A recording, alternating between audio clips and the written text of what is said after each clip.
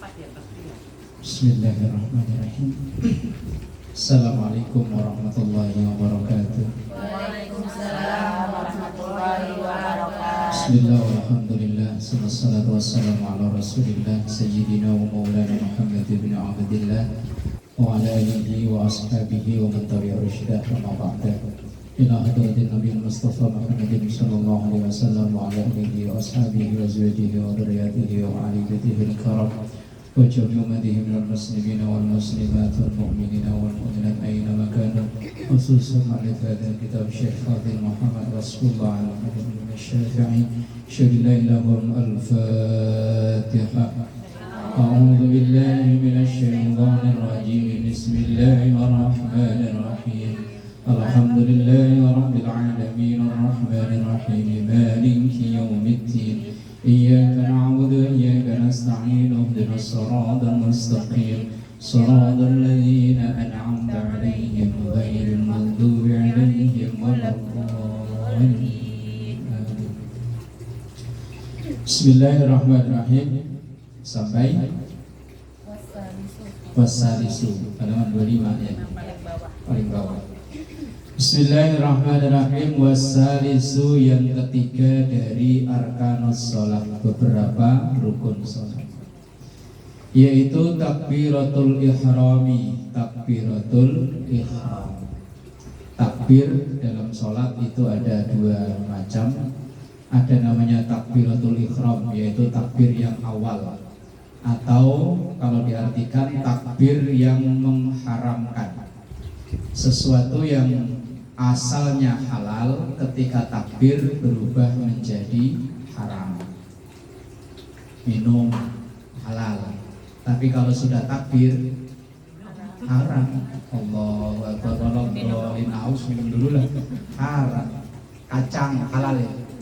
Halal. Tapi kalau udah takbiratul ihram haram, nggak boleh dimakan. Makanya disebut dengan takbiratul ihram, takbir yang mengharamkan. Yang kedua ada namanya takbir intikal. Takbir intikal itu takbir perpindahan gerakan, dari berdiri ke rukuk, dari berdiri ke sujud. Kalau dari rukuk ke berdiri kan bukan takbir, tapi sami Allahu liman hamidah.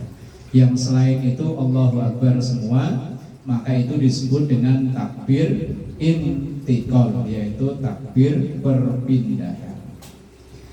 Wa yata'ayyanu fiha, dan menjelaskan di dalam takbiratul ihram itu Allahu Akbar, yaitu lafaz Allahu Akbar.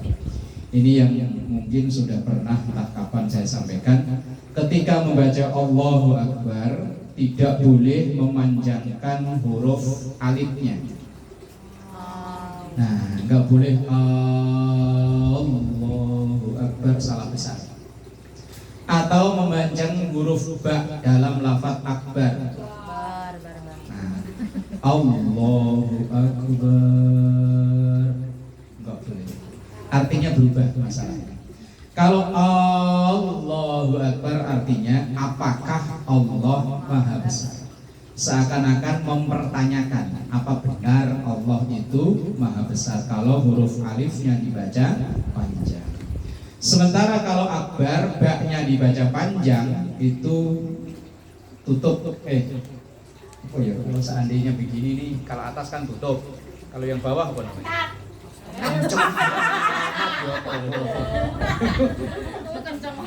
Lah iya, itu akbar kalau ba-nya dibaca panjang itu artinya ini bawah. Iya, kalau tutup kan atas kan tutup, kalau bawah Itu tadi. ya wes, kalau ini misalnya satu wadah, ini kan bawahnya ini. Nah itu kalau ba-nya dibaca panjang. Makanya kalau yang punya anak, punya cucu namanya akbar, itu kalau dibaca akbar, ba-nya pendek, artinya benar, artinya yang besar.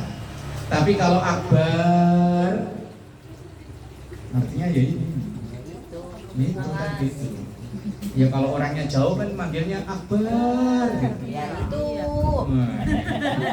Atau kalau lagi kesel biasanya kan begitu ya. Akbar. Nah, di dalam membaca takbir itu tidak boleh memanjangkan huruf alif dalam lafaz Allah dan tidak boleh memanjangkan huruf ba dalam lafaz akbar. Ini biasanya kalau takbiran ya.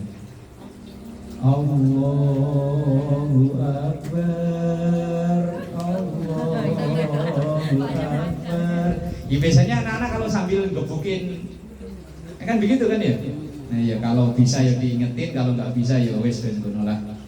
Nak bocah, tapi kalau kita orang tua jangan. Kalau pengen memanjangkan bacaan, bacanya di lafaz lam jalalahnya. Lam jalalah di lafaz Allahnya itu. Allahu Akbar kalau pengen panjang. Tapi kalau di alifnya atau di ba-nya jangan. Fala tasihhu maka tidak sah bi ghairi dzalik dengan selain lafaz Allahu Akbar. Lil qadiri alaihi bagi orang yang mampu alaihi untuk mengucapkan Allahu Akbar. Tapi segoblok-gobloknya orang yang bisa lah ya. Wong yang bukan orang Islam aja bisa ya. Ini tetangga-tetangga kita itu yang bukan orang Islam kalau suruh takbiran ya hafal ya. Sampai walillahil hamd hafal. Oh, tiap lebaran tiap setahun 2 kali dengar melulu. Malah dia duluan. Wala ajizu dan orang yang tidak mampu, ajiz. Kalau aziz itu artinya orang yang kuat, mampu. Kalau ajiz, kata bajing kemarin ada yang namanya ajiz ya, orangnya leto ya. Itu wal ajizu dan orang yang tidak mampu anhu dari membaca takbiratul ihram. Tidak mampu membaca Allahu Akbar. Yakti maka ia membaca bima qadara alaihi yang setingkat dengan Allahu Akbar. Yang enggak bisa. Walau bi ghairil arabiyyati walaupun dengan selain bahasa Arab. Kalau nggak mampu, kalau mampu ya wajib membacanya Allahu Akbar. Was-sunnatu yang sunnah akibah hadhihi takbirati setelah membaca takbir ini. Takbir ini itu maksudnya takbiratul ihram. Wa ayyaqra'a hendaknya membaca doa iftitahi yaitu doa iftitah. Doa iftitah ini redaksinya kan banyak. Yang biasa kita baca ya inna sholati wa nusuki dan seterusnya. Kalau anak-anak kita mungkin yang sekolah di Muhammadiyah itu biasanya kan iftitahnya pakai Allahumma ba'id baini. Saya sudah tidak hafal. Biasanya begitu.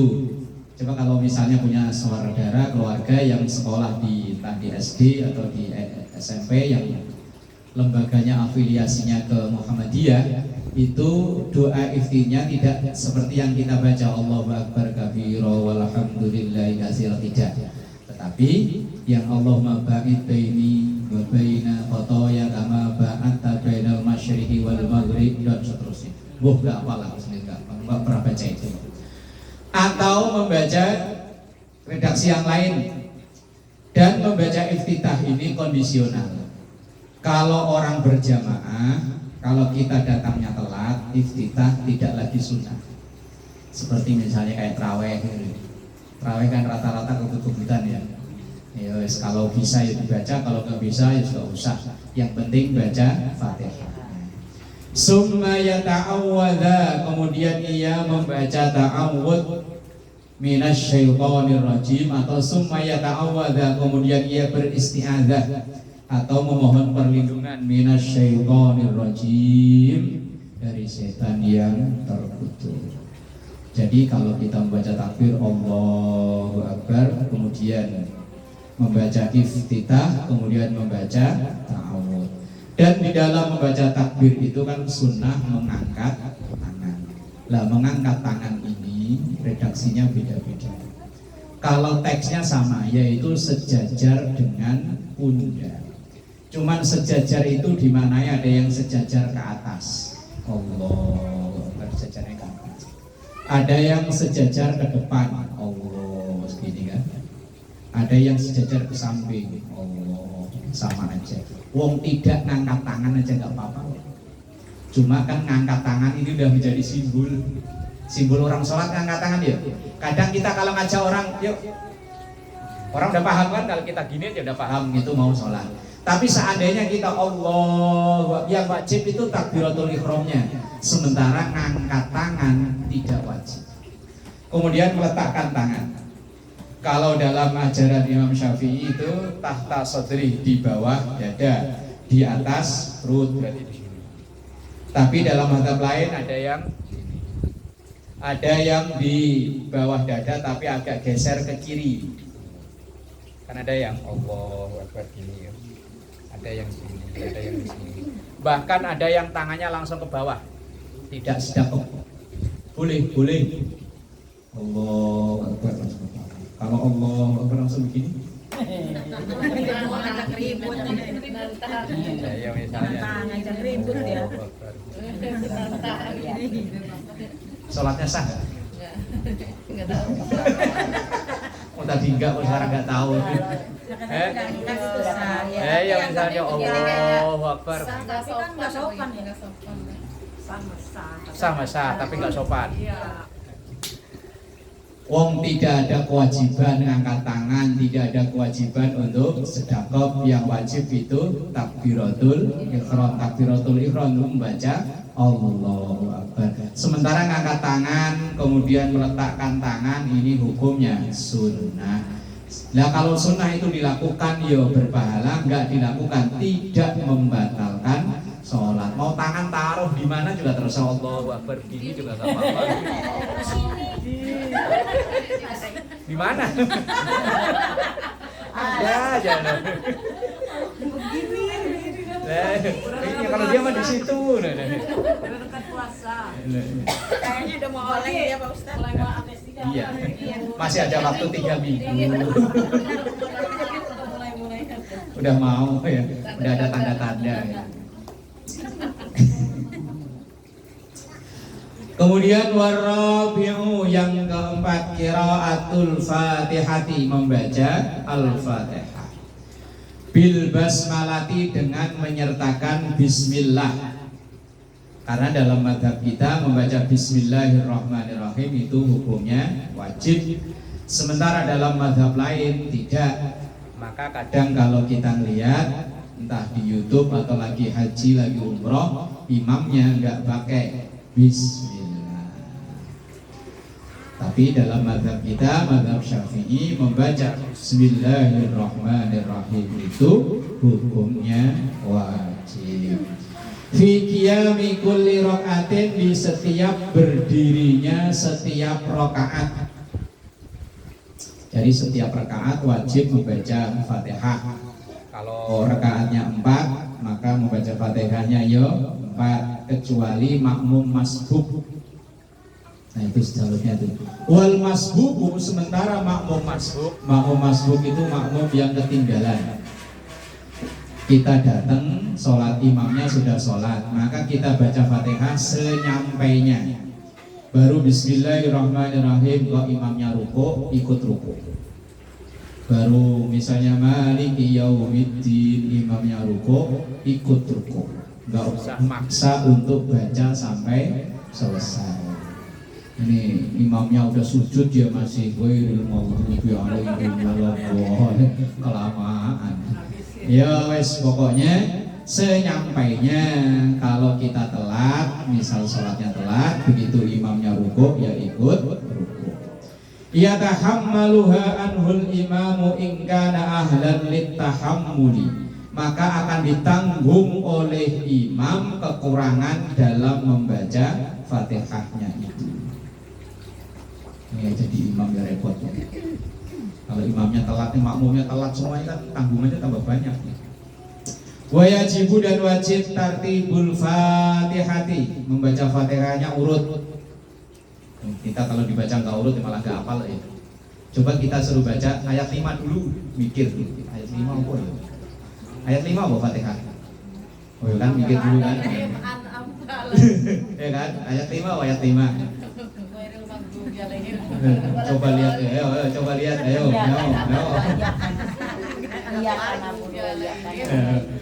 ayat 5, oh bingung kan, ayo.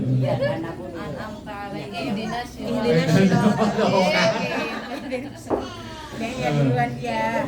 Kita itu apal, tapi kalau disuruh tebak ayat bingung. Padahal Fatihah itu kita sehari baca berpuluh-puluh kali ya.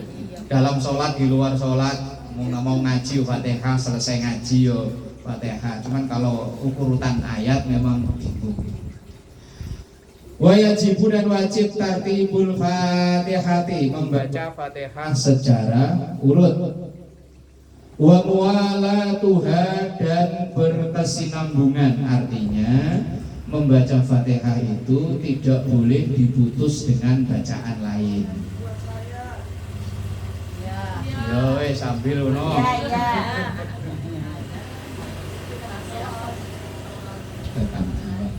Membaca Fatihah itu tidak boleh disela-sela dengan bacaan lain. Umpama kita lagi sholat baru maliki yaumiddin, kemudian ada yang bersin, nah refleks kita mengucap yarhamukallah, sah sholatnya nggak batal, tapi Fatihahnya harus ulang. Misalnya baru maliki yaumiddin yarhamukallah, nah maka ulang dari bismillahirrahmanirrahim. Karena bacaan Fatihah itu nggak boleh disela-selai atau diseling dengan bacaan lain. Kalau yang bacaan lain boleh, misalnya kita sujud, baru subhana rabbiyal a'la wa bihamdillah, kok karpetnya lama nggak dicuci, bebres itu baik, berulang-ulang, orang popo. Tapi kalau Fatihah diulang.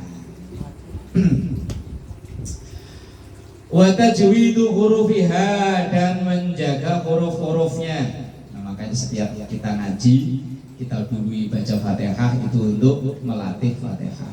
Wa qira'atu tasydidatihal arba'ata asyarata, yaitu menjaga tasdid dari Al-Fatihah al-arba'a asyarata, yang jumlahnya ada 14.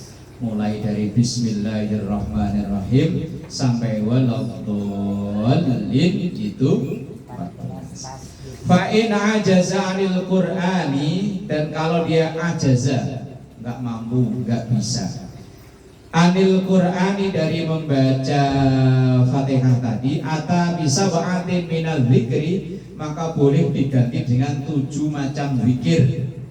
Misalnya ada mu'alaf baru masuk Islam, Al-Fatihah belum hafal, maka boleh diganti dengan Allahu Akbar, Allahu Akbar, Allahu Akbar 7 kali. Misalnya kita punya teman baru masuk Islam, minta diajarin sholat, wes pokoknya yang penting gerakannya dulu, kemudian bacaannya itu nyusul. Misalnya Fatihahnya kan Fatihah 7 ayat. Nah kalau nggak mampu maka bisa ba'atin minal zikri, diganti dengan 7 kalimat zikir. Bisanya apa? Allahu Akbar, ya wes Allahu Akbar terus. Bisanya innalillahi wa inna ilaihi raji'un, ya wes itu terus. Orang sholat malah kayak orang mati, ya innalillahi wa inna ilaihi raji'un. Boleh. Memang mampunya itu seandainya yang tidak mampu.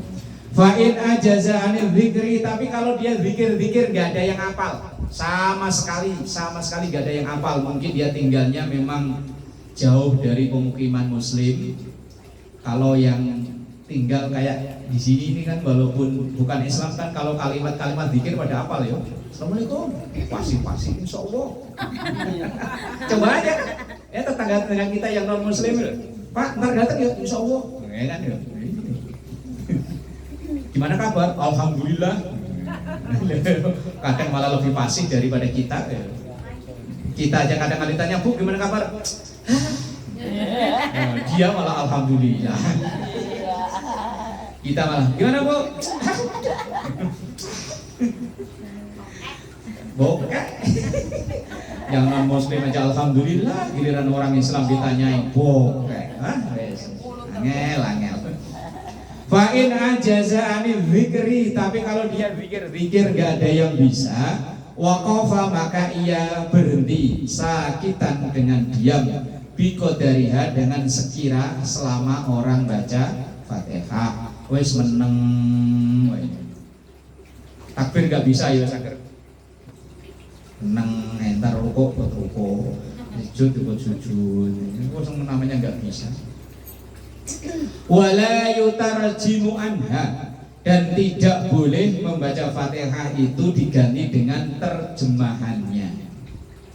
Misalnya dengan menyebut nama Allah yang Maha Pengasih lagi Maha Penyayang, segala puji untuk Allah seluruh yang Tuhan seluruh alam raya. Umpama diganti nggak boleh, tetap harus dengan Arabnya.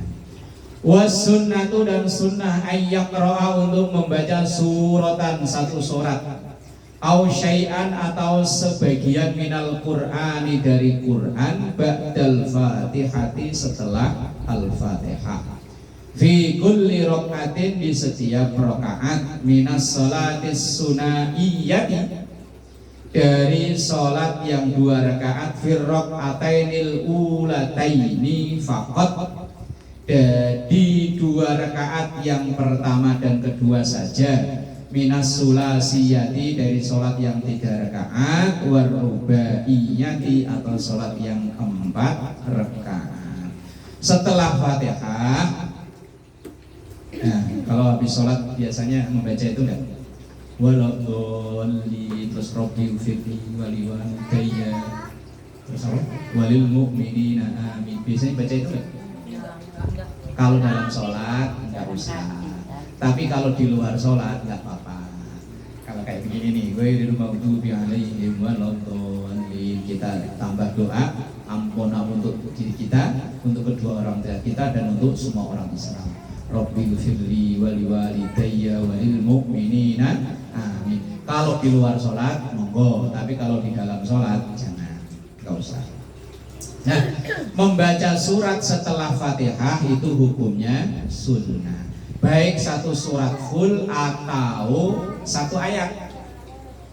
Satu surat boleh, ya seperti biasa langganan kita kan 4 kul ya, kuliah, kulhu, kul falak, kunas. Subuh biar kelihatan kita, inna sama idza jaa, ya kan lebih cepat, lebih baik. Kata Pak JK waktu nyapres. Seandainya satu ayat boleh. Bismillahirrahmanirrahim, Yasin. Allahu Akbar. Boleh. Dikirain yang mau baca boleh. Bismillahirrahmanirrahim. Atau misalnya itu kan disebut dengan Fawatihus Suwar. Fawatihus Suwar itu pembuka surat. Itu ada yang 1 huruf, 2 huruf, 3 huruf, 4 huruf, 5 huruf. Seandainya milih yang 1 huruf saja boleh kok. Nun, qaf, shad, boleh. Tapi kayak ngirit banget ya. Itu kan 1 ayat sudah. Atau yang 2 huruf kayak Yasin, Toha, kan 2 huruf, Hamid. Yang 3 huruf alif lam mim. Ya, sekali-kali jadi imam ngeprank jamaah. Yasin. Itu jamaah di belakang tuh ya Yasin ya. Oh, udah makmumnya sudah, apa ruku? Satu ayat boleh.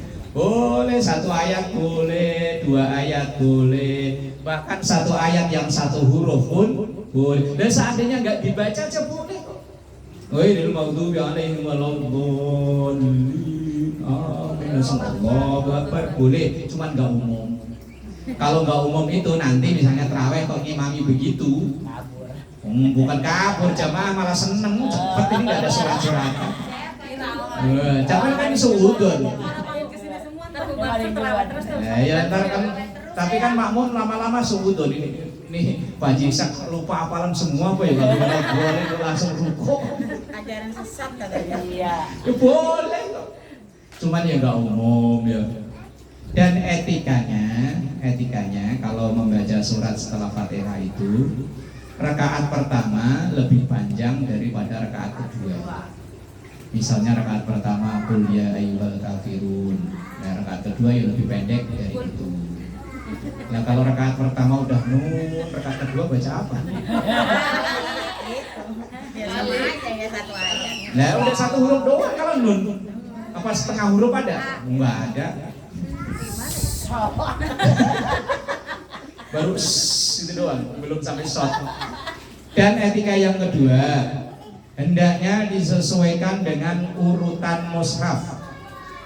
Yang di mushaf ini kan urutan kan? Mulai dari Al-Fatihah, Al-Baqarah, Ali Imran, An-Nisa, terus terakhir An-Nas. Misalnya kita ke rakaat pertama baca Al-Kafirun, rakaat kedua ya kita cari adiknya. Adiknya Al-Kafirun berarti idza jaa nasrullah, terus ke bawah tabat, kulhu, kul falak, tunas. Kalau rakaat pertama kita baca tabat, maka rakaat kedua peluangnya tinggal kulhu, kul falak, tunas. Rakaat pertama baca kulhu, rakaat kedua tinggal al falak, anas. Kalau rakaat pertama udah baca anas, Anas lagi. Anas lagi lah. gitu ya. Nah, ya udahlah, daripada terngambek pulang repot. Tapi diusahakan mosok sama, tapi sama pun boleh ya. Saya tuh udah pernah praktek di sini kan, imami traweh dari traweh sampai witir mulu. Pernah boleh. Saya lagi demennya sama kulhu, boleh. Pokoknya sholat 5 waktu sholat 17 rakaat. Pokoknya kulhu semua boleh. Satu Quran semua boleh, tapi oh ya nggak mungkin ya. Yang sunnah itu adalah as-sunaiyati. Sunaiyati itu yang rakaat pertama dan kedua. Rakaat 3 dan 4 udah nggak sunnah lagi. Kalaupun baca karena nggak ada hukum sunnah, ya nggak ada pahala apa-apa. Yang sunnah hanya rakaat pertama dan kedua. Hah? Apa bos? Enggak, saya salah dong berarti. Saya kan gitu kalau pertama rakaat pertama kadang kan Al-Kahfi itu 5 Al-Kahfi 5 ayat. Kemudian saya sambung lagi jadi yang 6 sampai 10. Ya nggak apa-apa, yang penting urut. Yang nggak sunnah itu rakaat pertama baca 6 sampai 10, rakaat kedua 1 sampai 5. Yang penting urutan yang di Quran itu loh. Nggak urut itu, ngikutin urutnya itu. Masuk 6 sampai 10, kemudian rakaat kedua baru 1 sampai 5. Itu yang ngacak. Kalaupun dia juga nggak dosa kok, cuman etikanya itu urut sesuai urutan mushaf. Kemudian ini sunnah itu bagi yang sholat sendirian atau makmum tapi nggak dengar bacaan imam. Tapi kalau kita makmuman jadi makmum, kalau dengar bacaan imam baca surat itu tidak sunnah. Wis hari kalau golin amin wis menang. Tapi kalau kita nggak dengar, biasanya mungkin ibu-ibu sholatnya kan di luar, mic-nya mati, nggak kedengaran suara imam, maka ya habis baca Fatihah, sunnahnya baca surat. Sampai kapan? Ya sampai imam ruku. Berapa surat terserah. Nah kalau imamnya setengah jam baru ruku, kabur. Disesuaikan. Ya. Jadi sunnahnya itu sesuai urutan mushaf. Kedua rakaat pertama lebih panjang daripada rakaat kedua. Sunnahnya itu ketika ia sholat sendirian atau ia jadi makmum tapi tidak mendengar bacaan imam. Kalau mendengar bacaan imam maka lebih baik diam. Wal khamisu wallahu a'lam bis-shawab.